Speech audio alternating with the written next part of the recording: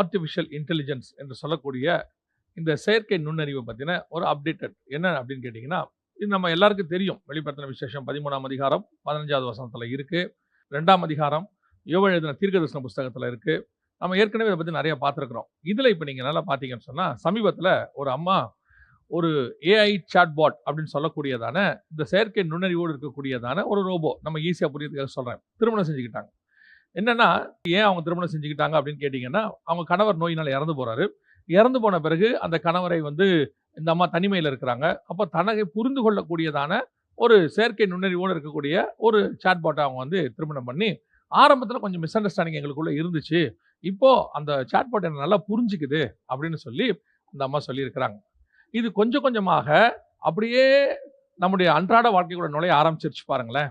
இப்போ இந்த அம்மா தன் வாழ்க்கை துணை அங்கே இருக்கிறாங்க. இதை தாண்டி நிறைய ஆஃபீஸ், அதாவது ஐபிஎம் உடையதான சிஇஓ சொல்றாரு, ஐபிஎம்ல ஹெச்ஆர் ரோல்ஸ்ல இருக்கக்கூடிய எல்லாரையுமே எடுத்துட்டு ஆர்டிஃபிஷியல் இன்டெலிஜென்ஸோட இருக்கக்கூடியதான காரியங்களை கொண்டு வராங்களாமா. இது மட்டும் இல்ல, ஆண்ட்ரோபிக் சிஇஓ அப்படின்னு சொல்லக்கூடியதான டேரியோ அப்படிங்கிறவரு அன்றாட வேலைகள் எல்லாம் போக போது, ஒயிட் காலர் ஜாப்ஸ் எல்லாம் போக போது, கேர்ஃபுல்லா இருங்க, இப்பவே அதற்கான சட்டத்திட்டங்களை வகுக்க தொடங்குங்க, இல்லைன்னா ஒரு காலகட்டத்தில் இந்த தனி மனித வேலை இல்லாததுனால வரக்கூடிய விளைவுகளை நீங்கள் சந்திப்பீர்கள். உண்மை, 100% உண்மை. இப்போ ஓனர் இருப்பாங்க, அதுக்கு அடுத்த லெவல்ல நமக்கு மிக முக்கியமான கேட்டகரி உள்ளவங்க மட்டும்தான் இருப்பாங்க.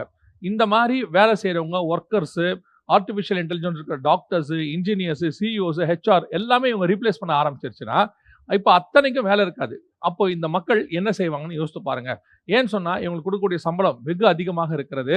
அதுக்கு அப்படியே அந்த பணத்தை மிச்சம் பண்றதுக்கு நான் ஒரு ஈஸியா புரிஞ்சு கொள்றதுக்காக சொல்றேன். இது மட்டும் இல்ல, ஒரு சிஇஓ கிட்ட நீங்க வாங்கக்கூடிய ஐடியாஸை விட ஏஐ கிட்ட வாங்கக்கூடிய ஐடியாஸ் அதிகமாக இருக்கு. எவ்வளவு டேட்டாஸ் இன்புட் பண்ணி வச்சிருக்கிறோமோ, எத்தனை ட்ரில்லியன் டேட்டாஸ் இருக்குதோ வித் செகண்ட். இன்னும் சொல்ல போனா இந்த ஏஐ கிரியேட் பண்ணுது. ஆனா கிரியேஷன்னா ஆண்டவர் பண்ண கிரியேஷன் கிடையாது. பிசாசு பண்ற ஒரு கிரியேஷன் இருக்குல்ல, பிசாசு எப்பவுமே கிரியேட்டர் கிடையாது. ஆண்டவர் கிரியேட் பண்ணதை வச்சுக்கிட்டு நியூவா கிரியேட் பண்ற மாதிரி ஒன்று கண்ணி காட்டுவான் இல்லையா? அந்த மாதிரி தான் ஏஐ தனக்குள்ள இருக்கிற எல்லா டேட்டாஸையும் வச்சுக்கிட்டு 1 3 அப்படி மாத்தி போட்டு ஒரு நியூ விஷயத்தை காட்ட மாதிரி இருக்கும். அதுவே போட்டோஸா இப்போ உங்களுக்கு இமேஜஸ் எல்லாம் ரொம்ப நல்லா எடுத்து கொடுக்குது, வீடியோஸ் கட் பண்ணி கொடுக்குது, அதுல இன்னும் பெர்ஃபெக்ஷன் வரல, வாய்ஸ் எடுத்து கொடுக்குது, எல்லாமே செய்ய ஆரம்பிச்சிருச்சு. இப்போ ஆபீஸ் வேலைகள் அத்தனைக்கும் வர தொடங்கி விட்டது. அந்த இடத்துல தாண்டி இப்போ எந்த லெவலுக்கு வந்துருச்சுன்னு கேட்டீங்கன்னா, துபாயில ஆரம்பிக்க போற ரெஸ்டாரண்ட்ல ஏஐ சமையல்காரர், ஜப்பான் ரெஸ்டாரண்ட்ல ஏஐ சமையல்காரர் வந்துட்டாரு. அந்த அளவுக்கு இந்த ஏஐ வந்துருச்சு பாருங்களேன். அதாவது சிஇஓ லெவல் ஆரம்பிச்சு, வாழ்க்கை துணையில் ஆரம்பிச்சு, இப்போ சமையல்காரர் லெவலுக்கு வந்திருக்கு. அதை தாண்டி பெங்களூர்ல பாத்தீங்கன்னு சொன்னா, கிராசரிஸ் எல்லாத்தையுமே சப்ளை பண்றதுக்கு ட்ரோன்ஸ் யூஸ் பண்ண தொடங்கி இருக்காங்க. இப்போ இது எல்லாமே எங்க வருது நல்லா கவனிங்க. Human replacement. ஒரு இடத்துல என்ன வரும் தெரியுமா? மனித குறை ஒன்று வரும். எப்படி சொல்றீங்க? ஒரு தேர்ட் வேர்ல்டு வார் வருதுன்னு வச்சுக்கோங்களேன். ஃபார் எக்ஸாம்பிள், ஒரு பெரும்பான்மையான மனித இனம் அழிக்கப்படுதுன்னு வச்சுக்கோங்களேன். இதெல்லாம் நடக்குமா அப்படின்னா வாய்ப்பு நிறைய இருக்குது.